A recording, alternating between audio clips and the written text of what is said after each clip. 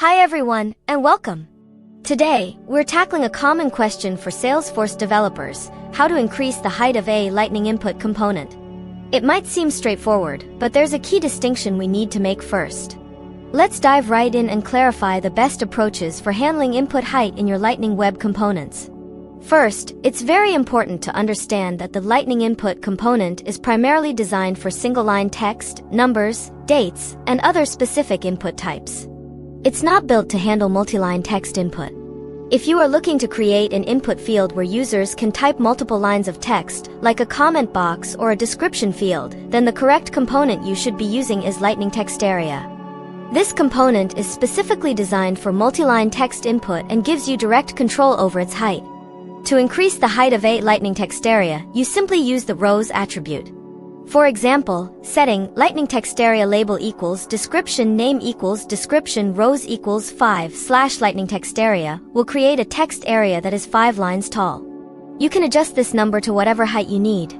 The lightning-textarea also offers attributes like placeholder, value, and max length similar to lightning input, but with the added benefit of multi-line capability. This is the most common and recommended solution if your goal is truly a taller input field for multiple lines of text. Now, what if you actually mean lightning input and you want to increase its visual height, even though it will still only accept a single line of input?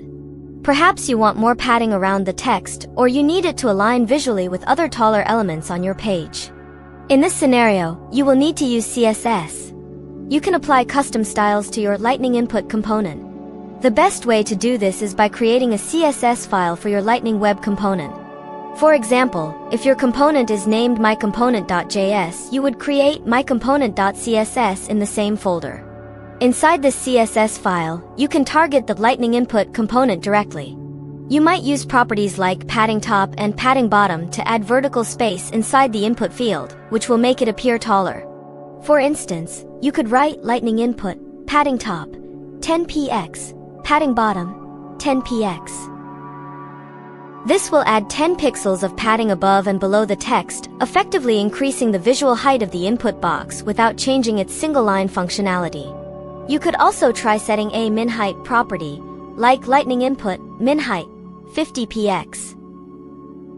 However, using padding often provides a more consistent and predictable result for input fields. Remember that direct styling on Lightning input might sometimes need more specific selectors or the use of :part if you want to style internal elements of the component, but for overall height adjustments, padding is usually a good starting point. Always test your CSS changes thoroughly to ensure they look good across different browsers and devices. So, to recap, if it's multi-line, use lightning-textarea with the rows attribute. If it's single-line and just needs to look taller, use CSS with padding. Thank you so much for watching this video. I hope this explanation helps you manage the height of your input fields in Salesforce Lightning Web Components more effectively. If you found this useful, please give it a thumbs up, and don't forget to subscribe for more Salesforce tips and tutorials. We appreciate your support.